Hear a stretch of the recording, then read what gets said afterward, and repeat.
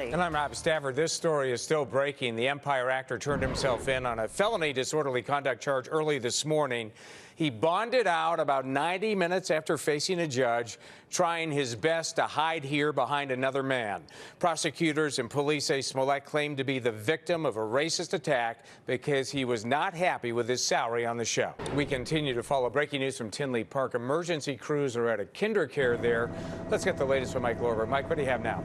Dozens of dogs are rescued from a dog meat farm overseas. Now a suburban animal shelter is making sure they find their forever homes. NBC5's Sabrina Santucci reports. We are celebrating Black History Month with a look at one of Chicago's TV pioneers. Producer Don Jackson has been a fixture in Chicago for decades. Since the 70s, Jackson has made strides for African Americans in television and film that still live on today. NBC5's Christian Farr has his incredible story. A group of very special young Cub fans are headed to Arizona for spring training. Yeah, it's part of an elaborate surprise hosted by Advocate Children's Hospital. NBC5's Regina Waldrop was at O'Hare for the big send-off. Reporting from O'Hare, I'm Regina Waldrop, NBC5 News. And they're so appreciative. So nice to see. Thanks to Regina. Yeah, and everybody was T-shirts. There you go. And everybody's smiling today because the sun was out. It felt like spring. Those kids heading to spring training. Let's catch up with the team. Siaba. Let's go to spring training. I know we keep wishing it. We need to make it happen. President Trump blasted the actor on social media this morning.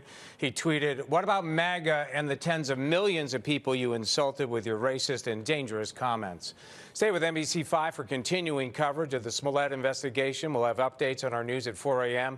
And check out the NBC Chicago app to read the official charges and watch the raw video of him leaving jail. Is the allegation. New questions tonight about whether Johnson & Johnson baby powder may contain cancer-causing asbestos.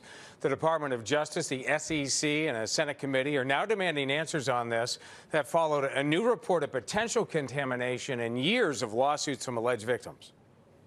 It really changes your life, your family, and it should not happen to anybody. Johnson & Johnson says it stands behind the safety of its talc, confirmed by thousands of independent tests. In Rome today, blunt talk on the first day of the historic summit at the Vatican.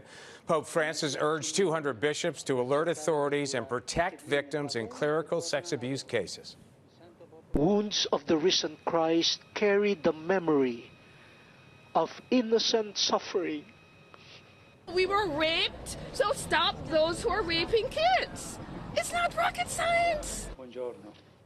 Each day of the summit is focused on a theme. Tomorrow centers on accountability. Tonight at NBC5 exclusive on the church, stunning news from the Chicago Archdiocese. We've learned there are current priests who have fathered children and financially supported them. NBC5's Marian Ahern reports. Hi, I'm Rob Stafford here at the web desk at NBC5. I have a special report airing tonight on the news at 10 o'clock.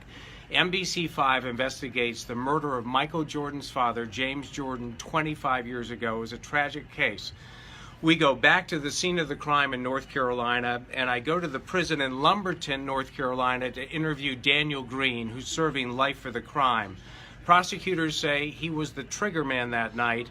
He and his new team of lawyers say the story that was told in court and told to the press at the time is not the true story of what happened that night. We take a look at their claims. We challenge them. The interview and the story airs tonight on the news at 10, and then here on the web at NBCChicago.com, we will have all of the evidence and all of their motions for people to look at and the long excerpts from the interview that I did. That's tonight at 10 o'clock. They say the story told in court about what happened is not true and say there's evidence to prove it. I traveled to North Carolina and went behind bars to interview Daniel Green, the man prosecutors say was the shooter. What do you say to the people of Chicago who will say to me, I can't believe you gave Daniel Green the time of day? I think they should look at the evidence. If you look at the evidence is going to speak for itself, that there is no evidence that I killed James Jordan. I regret what I did when I was a kid. Green says he is sorry for his part in helping to cover up the crime, but has always insisted he did not kill James Jordan. Now he says he has a new lawyer and new evidence to prove it. Before we get to the evidence, let me ask you what you say you did and didn't do that night. Did you help dispose of Mr. Jordan's body? I did. Did you take possession of some of his jewelry at some point? I did. Did you shoot James Jordan? I didn't. The prosecution stands by Green's conviction, saying he was the one in control that night, had a history of violence, and was in possession of the spoils of the crime. You're serving life. You want out. Why should anyone believe what you have to say? If you look at the evidence is going to speak for itself, that there is no evidence that I killed James Jordan. Michael Jordan had no comment about the motion for a new trial. The North Carolina Attorney General has not made a ruling. Green's lawyers have raised serious questions about blood and ballistics evidence used in court. For more on the evidence and more on my interview, go to NBCChicago.com.